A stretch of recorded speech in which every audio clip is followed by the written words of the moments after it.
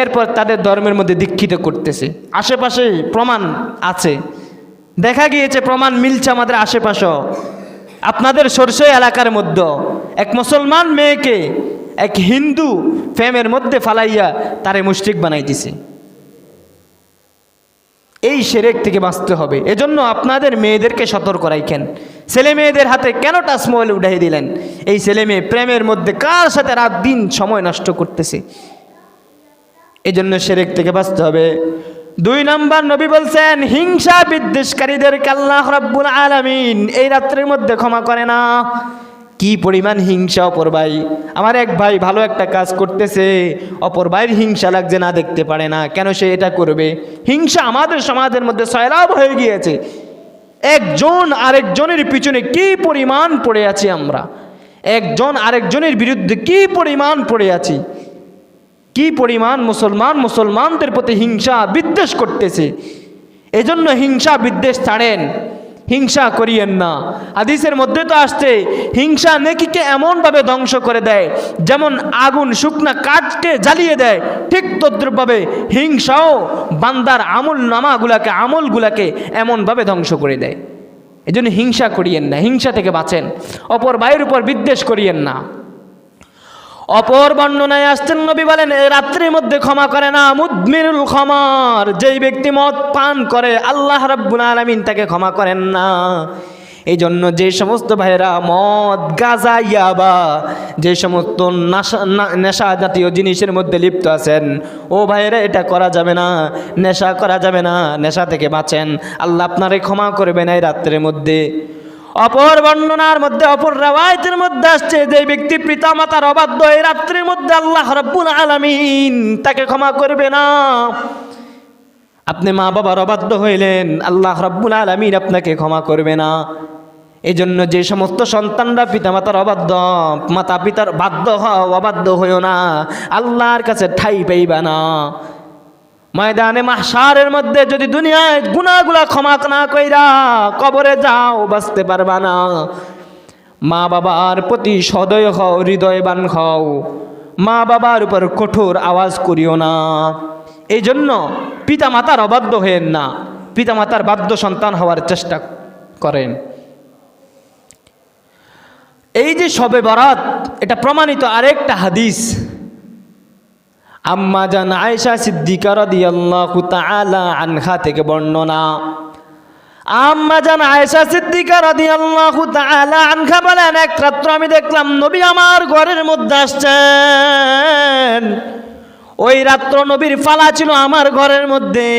যেহেতু নবীর স্ত্রী ছিল 9 থেকে 11 জন, প্রত্যেকটা স্ত্রীর জন্য দিন ভাগ ছিল।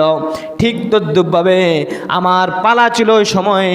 নবীজি একদিন আমার ঘরের মধ্যে আসতেন, আসার পর নবী তিনার পাঞ্জাবিগুলা, গায়ের পোশাক খুলতেছেন। আবার আমি দেখছি না, নবী তিনার পোশাক খুলে না, পোশাকগুলো আবার পরছেন। আমি দেখলাম নবী আমার ঘর থেকে বের হলেন। আম্মা জান আয়েশা বলেন, আমি যেহেতু মানুষ, আমার মধ্যে মনে হয় এই কথাটা উকি দিয়েছে, নবী মনে হয় আমার এই ফালার দিন অন্য কোনো বিবির ঘরে গিয়েছেন।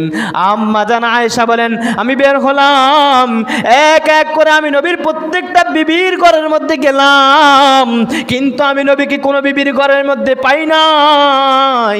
হঠাৎ আমি দৃষ্টিপাত করলাম জান্নাতুল বাকির মধ্যে আল্লাহর নবী কবর জিয়ারত, একা একা কবর জিয়ারত করতেছেন। আমি দেখলাম নবী কবর জিয়ারত করলেন, কবর জিয়ারত করে নবী আমার ঘরের মধ্যে আসলেন। আমি যে নবীকে খুঁজলাম, আমি একটু হাঁপাচ্ছিলাম। নবী আমার হাঁপানি দেখা নবী ভাবতে পারছেন, আয়েশা মনে হয় আমার খোঁজে বের হয়েছেন। আম্মা জান আয়েশাকে নবীজি বলেন, আয়েশা, আমি নবী কোনো মানুষের উপরে জুলুম করতে পারি না। ও আয়েশা, তুমি ভাবছো আমি কোনো স্ত্রীর কাছে গিয়েছি? না না না আয়েশা, আমি কোনো স্ত্রীর কাছে যাই নাই। ও আয়েশা, তুমি জানো না, জিবরাইল আমিন আমার কাছে আসতেন আর আমাকে সংবাদ দিয়েছেন আজকে রাত্র হলো লাইলাতুন নিসফিম মিন শাবানের রাত্র। এই রাত্রের মধ্যে আল্লাহ তাআলা তিনার বান্দাদেরকে ক্ষমা করেন। এই জন্য আমি ওই রাত্রে ইবাদত করার জন্য আমি বের হয়েছিলাম। সুবহান। প্রমাণিত আছে, সহিহ হাদিস দ্বারা প্রমাণিত আছে যে সমস্ত ভাইয়েরা বিভ্রান্তর বেড়া জলে পড়ে রয়েছেন, ভাই আপনি বিভ্রান্তের মধ্যে আছেন, এজন্য বাঁচেন, সহি পথ ধরেন। আপনার ওই পরিমাণ আমরা 12-13 বছর 15 বছর মাদ্রাসায় পড়ালেখা করে আমরা কোরআন হাদিস বুঝতে সক্ষম হই না, কিন্তু আপনি কোরআন হাদিস পড়েন না, আপনি মোবাইলের অ্যাপসের মাধ্যমে কোরআন হাদিস বুঝে ফেলবেন, এটা আপনার জন্য ধোঁকা ভাই। আপনি আপনাকে নষ্ট করতেছেন, আপনার খায়েশাতে নফসের উপর আপনি আমল করতেছেন, পুরা ইজমা উম্মতের মুখালেফ আপনি করতেছেন। এজন্য ভাই বাঁচেন। কার পথে পা দিয়েছেন? আম্মা জান আয়েশার কাছে নবীজি অনুমতি চাইলেন, আয়েশা প্রতি রাত্রে নাই আজকে তোমার পালা, ও আয়েশা আজকে রাত্রে আমি তোমার থেকে রুখসত চাইতেছি, আয়েশা আমার একটু রুখসত দাও, আজকে রাত্রে আমি রবের ইবাদত করব। নবী ওই রাত্রে ইবাদত করছেন। তাহলে নবীজির থেকে প্রমাণিত আছে শাবান মাসের 15 শাবান মাসের রাত্রিতে ইবাদত করা নবী থেকে প্রমাণিত আছেন। এজন্য ভাই ওই রাত্রে বেশি বেশি ইবাদত করবেন। হ্যাঁ, নির্দিষ্ট কোনো ইবাদত নাই, আমাদের মধ্যে কিছু বেদাত ঢুকে যাওয়ার কারণে এই বিভ্রান্ত হচ্ছে। নির্দিষ্ট কোনো নামাজ নাই, নফল নামাজ আপনি রাখতে পারেন, সমস্যা নাই, নফল নামাজ আপনি পড়বেন, যত ইচ্ছা আপনি পড়েন, কিন্তু শবে বরাত কোনো নির্দিষ্ট নামাজ নাই, আপনি নফল নামাজ পড়েন। রোজা, শবে বরাতের কোনো নির্দিষ্ট রোজা নাই, বরং এই মাসে নবীজি বেশি রোজা রাখছেন, আপনিও রোজা রাখেন, ওই 3 দিন আপনি রোজা রাখেন, সমস্যা নাই, এটা শবে বরাতের রোজা না, আপনি নফল রোজা রাখবেন। ওই রাত্রে হালুয়া সিন্নি খাওয়া, ওই রাত্র হালুয়া সিন্নি খাওয়ার জন্য না। কেন আপনারা হালুয়া সিন্নি এগুলার আয়োজন করেন? এটাই তো বেদাত। এই কারণে তো আহলে হাদিসরা আপনাদের উপর তহমত দিচ্ছে, আপনাদেরকে বেদাতই বলছে। কেন আপনারা এগুলা করেন? আপনাদের কারণে আপনাদের করা বেদাত বলে এই রাত্রিটাকে তারা অস্বীকার করে। এজন্য এই রাত্রিতে হালুয়া সিন্নি এগুলার আয়োজন করবেন না। ওই রাত্রের মধ্যে যদি সওয়াবের নিয়তে যদি হালুয়া সিন্নি, কেউ গরু জবা করা, গরুর গোশত খায় সওয়াবের উদ্দেশ্যে, আপনি বেদাত কাজ করলেন, বাস্তবিক আপনি বেদাত করলেন।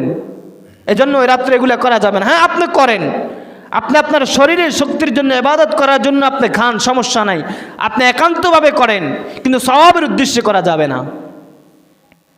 আমাদের সমাজে আরেকটা প্রথা আছে, ওই রাত্রের মধ্যে অনেকেই গোসল করে, নারীরা গোসল করে, আর বলে তার চুলের থেকে 1 ফোঁটা পানি পড়বে, একটা গুনাহ মাফে। না, এটা কোনো সহিহ হাদিস দ্বারা প্রমাণিত না, এগুলা কুপ্রথা, এগুলা কোনো হাদিস দ্বারা প্রমাণিত না। এজন্য এগুলা থেকে বেঁচে থাকেন।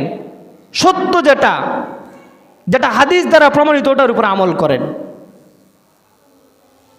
ওই রাত্রের মধ্যে আল্লাহ রাব্বুল আলামিন সূর্য ডুবার পর, আল্লাহ রাব্বুল আলামিন সূর্য ডুবার পর, ওই রাত্রে সূর্য ডুবার পর আল্লাহ রাব্বুল আলামিন ফজর পর্যন্ত প্রথম আসমানে থাকেন, আর আল্লাহ রাব্বুল আলামিন ডাকতে থাকেন, আলা মিন মুস্তাগফিরিন ফাগফির লাহু। আল্লাহ বলেন, এ বান্দা, কে আছো ক্ষমা চাইবা, কার ক্ষমা দরকার, আমার কাছে ক্ষমা চাও, আমি আল্লাহ রাব্বুল আলামিন তাকে ক্ষমা করে দেব। আল্লাহর নবী বলেন, এরপর নবী বলেন, আলা মিন মুস্তারজিকিন ফারজুক লাহু। যেই ব্যক্তি যার রিজিকের প্রয়োজন, আল্লাহ তাআলার কাছে চাও। আল্লাহ বলেন, আমার কাছে চাও, আমি আল্লাহ ডাকতেছি তোমারে, চাও, তোমার রিজিক দরকার, তুমি বড় পেরেশানের মধ্যে আছো বান্দা, বড় বিপদ আপদের মধ্যে আছো, আমি আল্লাহরে ডাকো, আমি আল্লাহর কাছে চাও, আমি আল্লাহ তোমারে ডাকতেছি, তুমি চাও, আমি স্বয়ং তোমার ডাকে সাড়া দিয়ে দিব। এজন্য ওই রাত্রের মধ্যে বেশি বেশি ক্ষমা, আল্লাহর কাছে ক্ষমা চাইবেন। ভাই, কত গুনাহ করছেন দুনিয়ার এই জিন্দিগিতে, গুনাহ করতে করতে করতে করতে আপনি ইবাদত যে করছেন, আপনার ইবাদত আর গুনার সঙ্গে আপনি একটু মিলায়েন, আপনার ইবাদত আর গুনার সঙ্গে আপনি একটু মিলায়েন, কি পরিমাণ ইবাদত করছেন আর কি পরিমাণ গুনাহ করছেন, দেখবেন আপনার গুনার পরিধি বেশি। এই জন্য আল্লাহর কাছে ক্ষমা চাইবেন, তওবা করবেন, রব্বুল আলামিনের নিকট তওবা করবেন, আল্লাহ গুনাহ করছি, আল্লাহ আর গুনাহ করব না, আল্লাহ আপনি মাফ করে দেন, আল্লাহ মাফ করবে। এই জন্য আল্লাহ তাআলার কাছে ক্ষমা চাইবেন, রব্বুল আলামিনের নিকট ক্ষমা চাইবেন ওই রাত্র, আল্লাহ আপনাকে ক্ষমা করবেন। ক্ষমা করার জন্য কয়েকটা শর্ত দিয়েছেন নবী।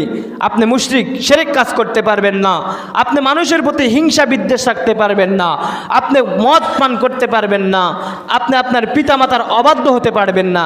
এইগুলা থেকে বেঁচে আপনি আল্লাহ তাআলার কাছে ক্ষমা চান, আল্লাহ আপনাকে ক্ষমা করে দিবে। এই জন্য আল্লাহ তাআলার কাছে ক্ষমা চাইবেন। এই মাসটা হলো বাজেটের মাস।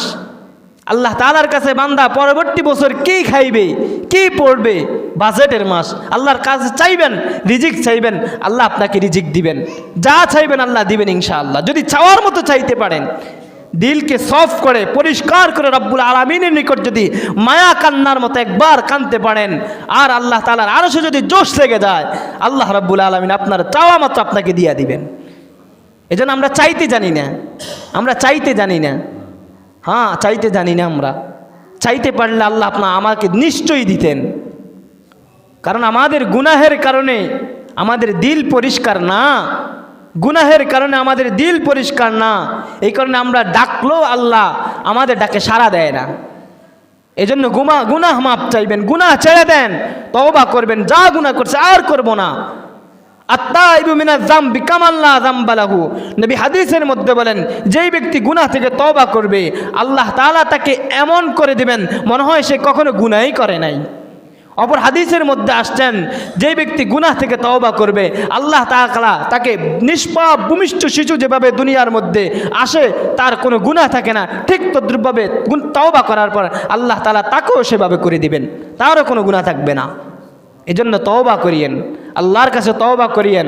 আল্লাহ কি পরিমাণ গুনাহ করছি, আল্লাহ আপনার রহমতের তো আশা করা যায় না। আমরা যেই পরিমাণ গুনাহ করছি, গুনাহের মধ্যে যেভাবে ডুব দিয়ে আছি, আল্লাহ আপনি আমাদেরকে ক্ষমা করে দেন।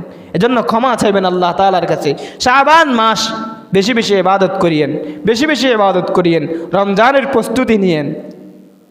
এজন্য শাবান মাসে ওই রাত্র আপনারা ইবাদত করেন, কবর জিয়ারত একা একা করা। যেহেতু নবীজি একা একা করছেন, একা একা করবেন।